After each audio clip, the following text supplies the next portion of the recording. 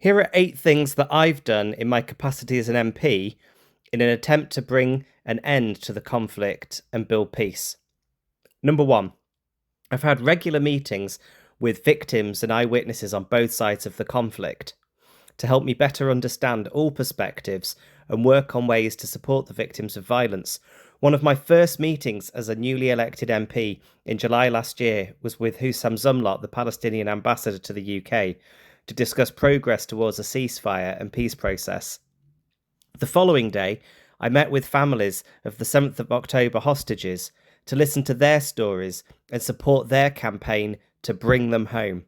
I've met with them several times since. I've also met numerous times with doctors and aid workers to hear their testimony following their return from Gaza and consider what initiatives we can push together. Secondly, in February, I visited Israel and the West Bank as part of a cross-party delegation of MPs to build relationships and see for myself the situation on the ground. This included meeting with pro-peace survivors and families of the hostages in kibbutz and at the Nova Festival site on the Gaza border. Visiting with Palestinian families being driven from their villages by settler violence in the West Bank, which I saw and photographed, including homes, water sources, and a primary school bulldozed. I met with IDF soldiers who formed a group called Breaking the Silence to whistleblow about their experiences enforcing the occupation and annexation of the West Bank. We had meetings in Ramallah with the Palestinian Prime Minister, Mohammed Mustafa, the CEO of the Bank of Palestine, and Arab Bagouti, son of Marwan Bagouti, to discuss his father's torture and ongoing imprisonment. We finished with meetings with senior Israeli officials in the Ministry of Foreign Affairs to raise questions about what we had seen.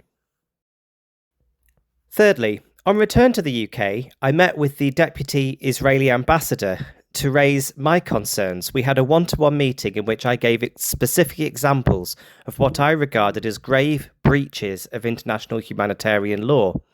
And fourthly, I have raised the plight of the Palestinian people several times in the House of Commons or Westminster Hall. Having listened as a member of the International Development Committee to evidence on Gaza, it is now clear that there have been egregious breaches of international law. It's also clear to me that the actions taken so far by this government have either not shifted the dial an inch, or how much worse would it be? And I'd be interested to know, besides rhetorically supporting an international court, what this government will do to help to gather evidence, to protect witnesses, and to make sure that there is justice and accountability. 9th of January, I spoke in a Westminster Hall debate on the impact of conflict on women and girls to be an atrocity prevention strategy within aid spending. But we need now to really take that forward, and part of that has to look at civil society and upstream funding and that long-term support for women's and youth organisations that are doing such vital work. On the 4th of March, I used a Westminster Hall debate to call for 4 things: stronger economic support for Palestine, recognition of a Palestinian state, stronger recognition by the UK of the International Court of Justice's ruling that the West Bank has been illegally annexed by Israel, and sanctions against settlers. On the 6th of May, I used the VE Day and VJ Day debate to talk about the importance of international law and human rights in Gaza.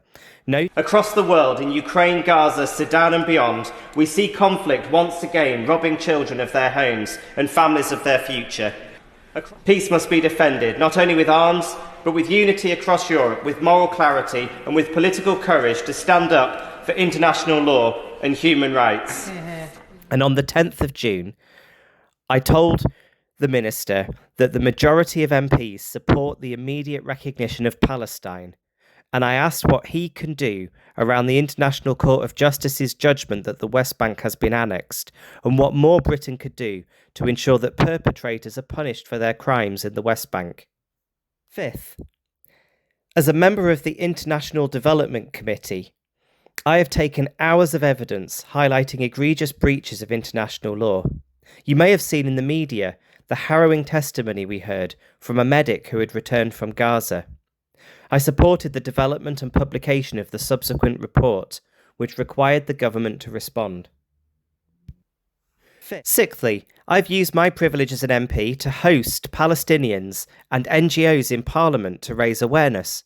On the 24th of March, I hosted an afternoon with Palestinian aid workers and British NGOs who operate in Gaza and in the occupied Palestinian territories, with the aim of increasing parliamentarians' understanding of the situation on the ground. This included groups from Amnesty International, Action Against Hunger, CAFOD, Christian Aid, Friends of the Earth, Global Justice Now, Islamic Relief, and Oxfam.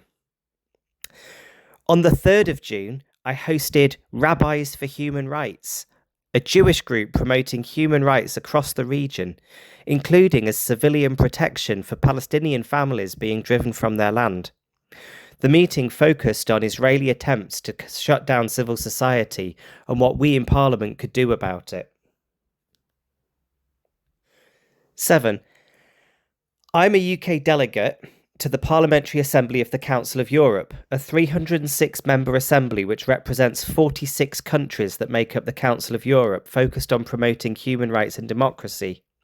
I've used this opportunity to condemn Israel's blockades of Gaza. But what is clear to all of us who believe in human rights is we cannot be passive about what is unfolding. I've sat through too many meetings like this, where one after another we stand up and condemn what we're seeing and nothing changes. Unless there are actions which are felt, nothing will change. And I finish with the warning recently expressed by the Palestinian lawyer Raji Sarani that Gaza is becoming the graveyard of international law. And finally, 8th, I've campaigned for medical evacuations of Gazan children to the UK. I raised the issue with the Foreign Secretary, David Lammy, in his evidence session before the International Development Committee. Many of them are dying because they're not able to receive medical treatment. To date, just 2 children have entered the UK for medical treatment. Is there not more that we can do for the children of Gaza? Met with Project Pure Hope, who have successfully brought 2 children to the UK for treatment, to better understand the barriers that they're facing. And I organised a cross-party sign-on letter to the Home and Foreign Secretaries, calling on the government to create safe passages to reduce costs for medical evacuations. 2 days later, Keir Starmer announced that the UK will evacuate children from Gaza. Met with